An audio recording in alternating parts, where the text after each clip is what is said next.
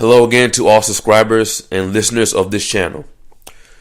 Today, on this very special day, a day I hope remains special for the next couple of decades, I am going to be breaking down three major industries that I would believe and why I believe they would be benefiting from the legalization and then the incorporation of hemp products into these three particular industries.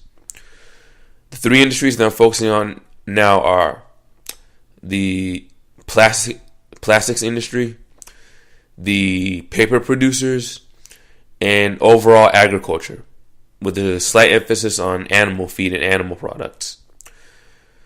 Without further ado, I'm going to break this down, so let's go.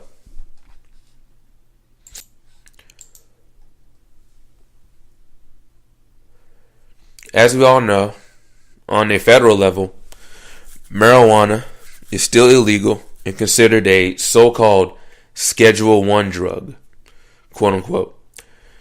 Now, marijuana is the ubiquitous term used for the plant that can get us high because of its tetrahydrocannabinol substance that's within the plant's body, specifically its seeds, if I remember correctly, or you can call it THC for short. Hemp, on the other hand, is a non-THC variant of the plant, and this plant is also highly illegal to have, to process, to buy, or to sell within the country. Well, hopefully, in the wake of states like Alaska, Oregon, Washington, and Colorado legalizing some variant of either plant, hopefully other states will join them, and eventually the U.S. federal government will join them in terms of legalizing them, and hopefully so will the rest of the world. So now, when both plants become fully accessible to the public without punishment or without any type of problems going along with it, there may be some major industries that I think would benefit hugely from the cultivation, selling, buying, and or usage of the industrial hemp, as well as many of its products.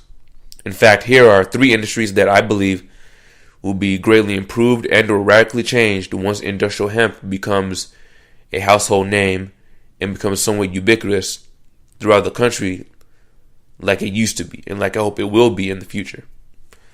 So let's get to it. Number one, the production of plastics. Today, most plastic is derived from crude oil, but there are a few drawbacks, major drawbacks of continuing to use this form of plastic. 1A. What we think of as plastic does not biodegrade. Once a plastic bottle, a plastic bag, a keyboard, a pen, plastic cup, polyester clothing, that's something that most people think about, polyester, it's a form of plastic, etc. Once these things are thrown out and thrown into trash heaps, they can break down to microscopic pieces of plastic, but they never break down into organic material that can be consumed and therefore recycled by living organisms or microorganisms. 1B.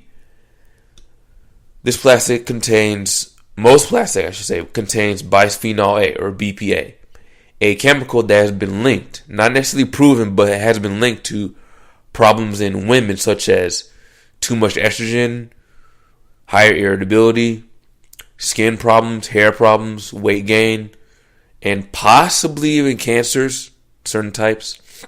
Whereas in men, bisphenol A has been linked to things like lower testosterone, lower sperm count, more weight gain, thyroid dysfunction, and lower sex drive. Again, linked to but not necessarily proven. But a lot of people are convinced that there's some connection between these health problems and the use of bisphenol A. These have not been confirmed, but many people, like I said, are concerned with so many plastics having this chemical within them and within the process of making them. 1C. Plastic from industrial hemp does biodegrade.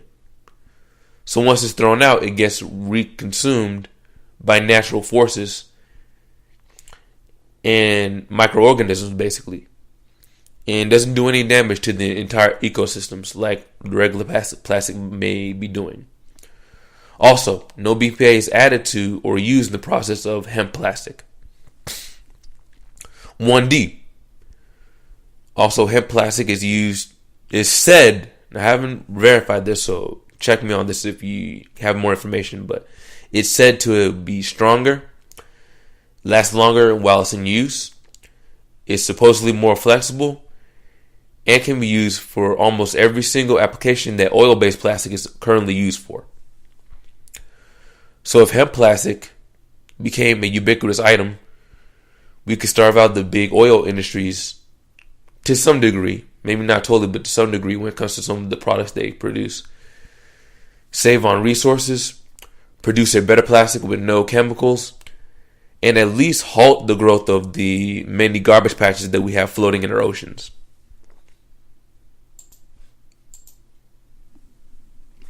Number 2, paper production.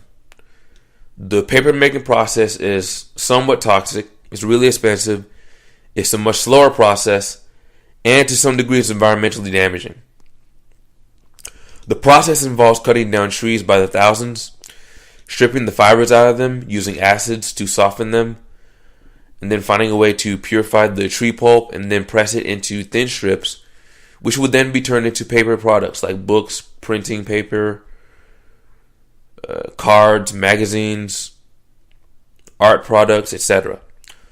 Some simple facts. 2A. The trees that are used for paper have to be grown for, I thought it was only 20 years, but some sites say it could be up to 50 years, maybe even more, to grow the number of trees used to make a certain amount of paper. 2B. The acids and chemicals used to strip the wood are very corrosive and can make the final paper product a bit weaker than it probably should be. 2C. The process has more steps and takes quite some time before the paper is actually produced. On the other hand, hemp paper may actually be stronger and better in almost every single way. Let's break it down.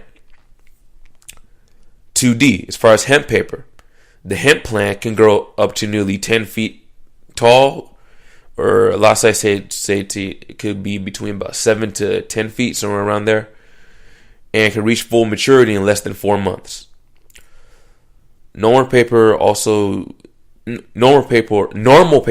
uses a lot of water, whereas the hemp paper would use nowhere near as much water. So the hemp plant itself is a very good water saver in terms of a water saving crop.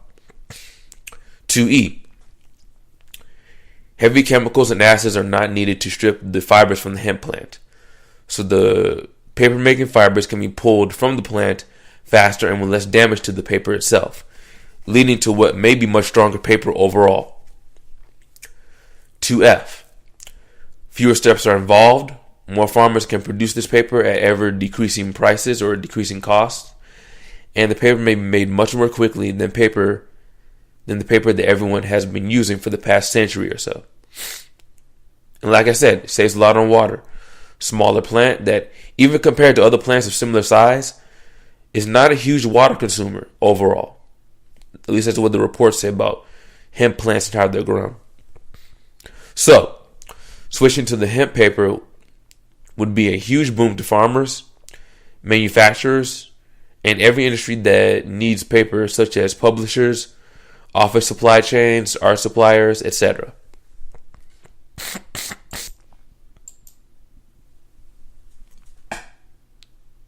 Number 3, agriculture.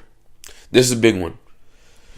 Too much of agriculture is struggling with what seem to be outdated and inefficient beliefs about how they should farm. The waste of water, the growing things that are not needed, the damage to the soil, and the feed the animals are being given by their farmers. Not necessarily the healthiest way to farm for them. But let's get into it. 3A. Crops are being grown in regions that have no business growing certain crops. For example, grass being grown in Southern California or Arizona. This uses up major amounts of water and also does do damage to the soil that they do have in that part of the world or in that region. So you got a lot of water usage and a lot of possible soil erosion in places like Southern California and the Southwest. 3B. Grass is not eaten by cows anymore, yet billions of dollars are spent every year growing grass. Also, corn is a subsidized but overused and overproduced product, as well as cotton. 3C. Corn and cotton have been shown to be very damaging, like I pointed out to before, very damaging to the soil that they're grown in. In many cases, the soil cannot grow any other plant for many years at a time in that particular area where the cotton was planted earlier. Very damaging. 3D. Farm animals, especially bovine, are being fed GMO corn, as well as beet sugar and many other foods that are not compatible with their digestive tracts at all, as well as being given steroid type substances, growth hormones, and antibiotics. So all this has made certain parts of agriculture unnecessarily expensive, wasteful, especially in terms of water waste, environmentally destructive, and even somewhat toxic for human consumption. So instead, why don't farmers try this? 3E. Grow hemp instead of grass, or cotton or corn. The hemp plant grows faster, grows into a much larger, more useful plant, and consumes less water, and doesn't damage the soil. 3F. Because of higher yields, a greater size, and less water consumption, industrial hemp would be a far more economically viable crop to work with compared to the other three, which are the grass, the corn, and the cotton. 3G. According to the science, hemp can actually produce certain elements that replenish the soil that's grown in and make it so that the topsoil can grow multiple plants all year round for multiple years with no problem. And this last one is a little more speculative, but it's interesting. 3H. I wonder, what would happen if instead of corn, sugar, and growth hormone and antibiotics being fed to farm animals, what would happen if we fed the farm animals, especially bovine, large amounts of high quality hemp material instead? What would happen to the beef supply, chickens, goats, etc.? And then what would happen to people if they ate the meat that came from animals that were being fed this? Very curious to see what would happen with that. We'd love to see the results.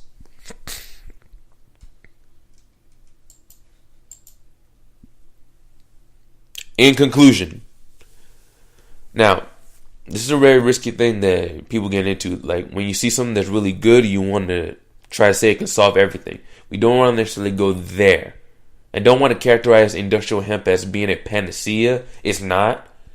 But it sure is close to being one when you consider its ability to be turned into a better plastic, produce better paper products while simultaneously reducing our water usage, which is becoming a bigger deal every year across the entire globe, this idea of running out of water. And it has the ability to, in multiple different ways, improve the quality of modern agriculture. It's very close to being a panacea. Not quite, but close. So, very good stuff we're getting from this, from all the research that's been done for what appears to be decades. We're getting a lot of good stuff from what hemp could do for the human population. So, these plus dozens of other things that hemp can do is more than enough of a reason to legalize this great plant, regulate it, and then let the economy decide what to do with it. As far as I'm concerned, a revolution, in how we do things on planet Earth is long overdue. And bringing industrial hemp back into the mainstream economy, like it was back in the late 1800s, I think would be a step in the right direction in terms of improving humanity's condition. And that's all I got to say. That's all for now. Please like, subscribe, share, and donate to support this channel. You have a nice day. I'm out. Peace. Oh, and happy 420 day. All right.